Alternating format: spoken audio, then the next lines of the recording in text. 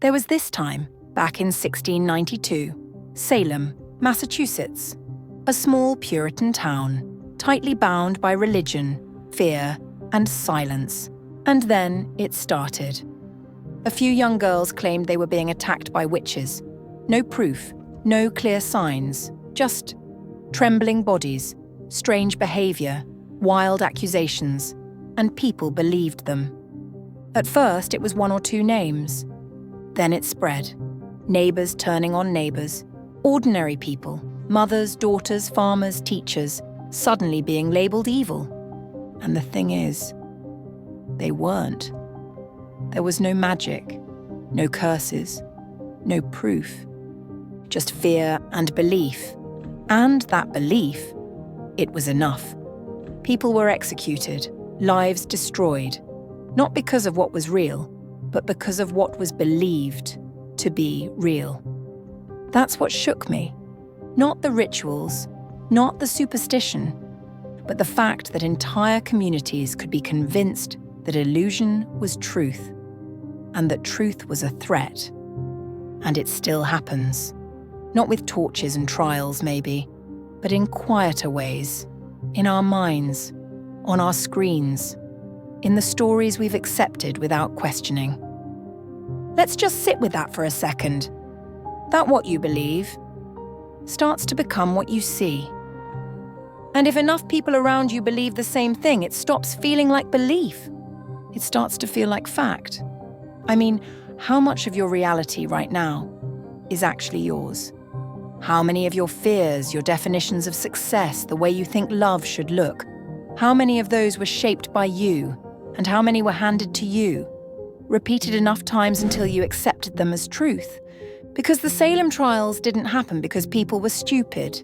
They happened because people trusted what they were taught. They trusted what they felt. They trusted what the crowd said was true. And we do the same. We don't question the voices in our head that say we're not enough. We don't question the rules we live by. We see someone dressed a certain way, acting a certain way, and we decide what they are. Without ever stopping to ask, where did I get this lens from? And that's the trick. Reality isn't just something you walk into. It's something you're constantly building in your mind. Through memory, through emotion, through repetition. And if you never slow down to look at that structure, you'll spend your whole life living inside a house that someone else built for you, thinking it's all there is. The beliefs passed down, the fears absorbed, the stories you were told as a kid, or saw on a screen, or picked up from some random moment where you didn't even realize your brain was recording. That's why people say everything you know feels real, but it's not. Because what you know might not be truth. It might just be what you've been told often enough to stop questioning. So the real question becomes, what if your version of reality isn't wrong, but it's incomplete?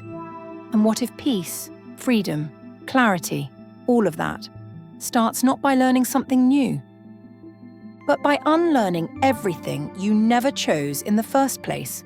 What if peace, freedom, clarity, all of that, starts not by learning something new, but by unlearning everything you never chose in the first place? That's a hard thing to sit with, right? Because it means there's a chance that a lot of who you think you are might not actually be you. It's like walking through life looking into a mirror that's been smudged, stained, fogged up, and then blaming yourself for the blur. You think your reflection is the problem, but the problem is the glass. And no one teaches you that. From the moment you're born, you're being shaped. Not gently, but constantly. By school, by parents, by culture, by media, by friends, by strangers. All feeding you ideas of who to be, how to act, what to want, what to fear. And eventually those ideas stack up so high, you stop being able to see where you end and they begin. That's how the illusion builds. Not all at once, but slowly, through repetition. And because it's familiar, it feels real. Just like in Salem. No one stopped to question the hysteria because it was all around them. And when everyone sees the same illusion, it becomes normalized. And when it's normalized long enough, It becomes invisible.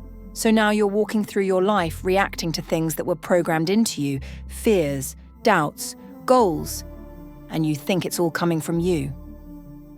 But what if it's not? Take a breath. Really think about that. Not everything that feels true is yours. And just because something's always been there, doesn't mean it's real.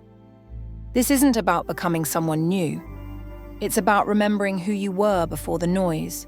And when you really sit with that, this idea of remembering who you were before the noise, you start realizing something that hits way harder than expected. You've been conditioned, not broken. There's nothing wrong with you. You were just shaped, not in your own image, but in the image of what the world needed you to be. Think about it. Most of your beliefs didn't start in your head. They were passed down, absorbed, reinforced. Some you inherited before you even had the words to question them. When you were a kid, you didn't choose what success meant. You didn't decide what was cool, what was worthy, or what was enough. You learned how to stay safe, not physically, but emotionally. You learned to smile when it hurt, to stay quiet when you had something real to say, to aim for things you didn't even want just because that's what everyone else was clapping for. And when you stack all of that over time, it becomes a personality. But that's not you. That's your armor. And eventually the armor starts to feel like skin. So now when you feel out of place or disconnected or numb, it's not because you're broken. It's because the version of you that's living your life isn't actually you. It's a survival structure. And yeah, it might have helped once. It might have kept you safe. But at some point, that structure becomes the cage.